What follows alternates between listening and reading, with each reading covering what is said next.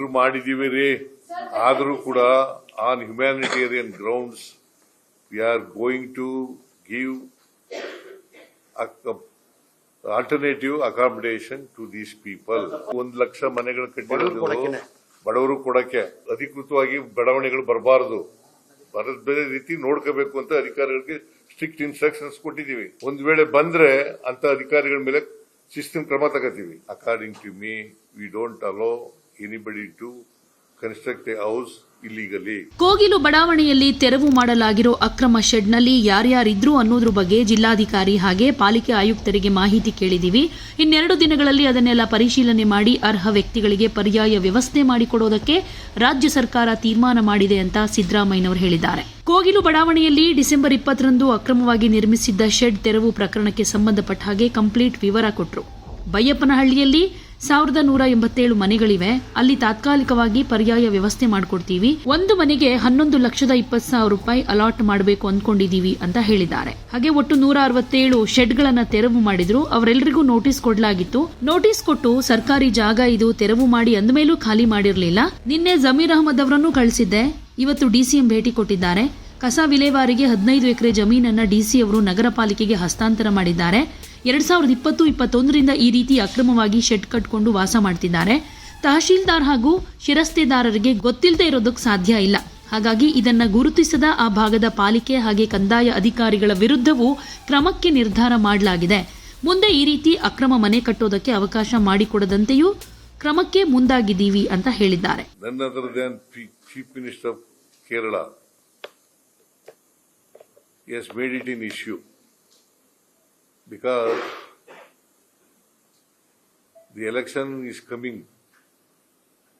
assembly election is coming in the month of March or April. That is why he has sent one MLA and also Rajya Sabha member to this Kogilu.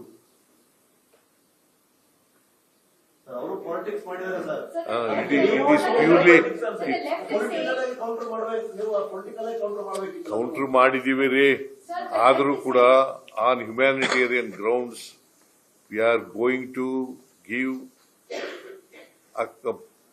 Alternative accommodation to these people.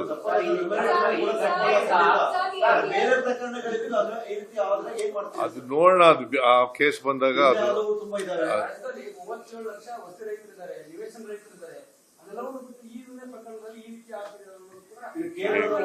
ಕೇಳಪ್ಪ. ಇಲ್ಲಿ ಬಡವರಿಗೆ ಕೊಡ್ಬೇಕಂತ ಮನೆಗಳು ಕಟ್ಟಿದ್ರು. ಇದು ಬಡವರಿಗೆ ಕೊಡ್ಬೇಕಂತ ಮನೆಗಳು ಕಟ್ಟಿರೋದು. ಇದು ಕಟ್ಟಿದ್ದು 1 lakh ಸ್ಕೀಮ್ ನಿಮ್ ಕಾಲದಲ್ಲೇ ಬಂದಿದ್ದು. ಇದು ಈ ಮನೆಗಳು ಕಟ್ಟಿರೋದು 1 ಲಕ್ಷ ಮನೆಗಳು ಕಟ್ಟಿರೋದು ಬಡವರು ಕೊಡಕ್ಕೆ. ಯಾರಿಗ ಮನೆ ಇಲ್ಲ, ಯಾರಿಗ ಸೈಟ್ ಇಲ್ಲ, ಅವರು ಕೊಡಕ್ಕೆ. ಇವರೆಲ್ಲ ಸೈಟ್ ಇಲ್ಲದವರು, ಮನೆ ಇಲ್ಲದವರು, 1 ಲಕ್ಷ ಮನೆಗಳು ಕಟ್ತಾ ಇದೀವಿ. ಒಬ್ರು ಮಾತಾಡ್ರಿ. ಇವಾಗ ಸುಮಾರು ಜನ ಬಡವರು ಇದ್ದಾರೆ, ಅವ್ರಿಗೆ ಮನೆ ಇಲ್ಲ.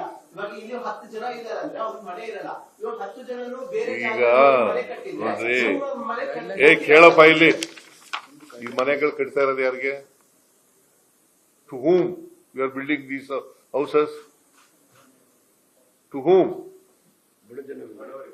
To sightless and houseless people only.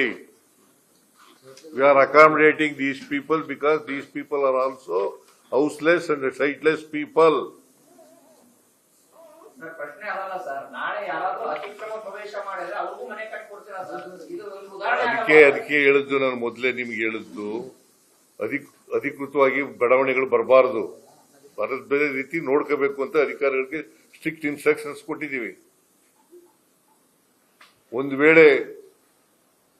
ವೇಳೆ ಬಂದ್ರೆ ಅಂತ ಅಧಿಕಾರಿಗಳ ಮೇಲೆ ಶಿಸ್ತಿನ ಕ್ರಮ ತಗೋತೀವಿ.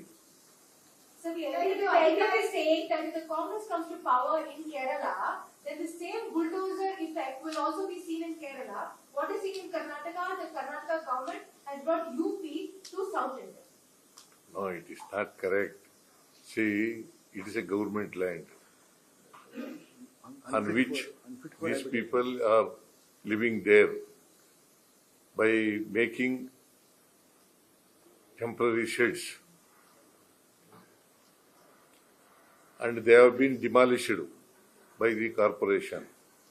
Not fit for human habitation, sir. Dangerous to live there, sir. On the ground of humanitarian grounds, we are making alternative arrangement to these. What is Kerala's interest in Karnataka like this? I don't know. Please ask Pinarayan. It's a political. See, they make it a political issue. Please ask Pinarayan. They said Vrinda See, they may say anything. Sanjay Gandhi did this. According to me, we don't allow anybody to construct a house illegally.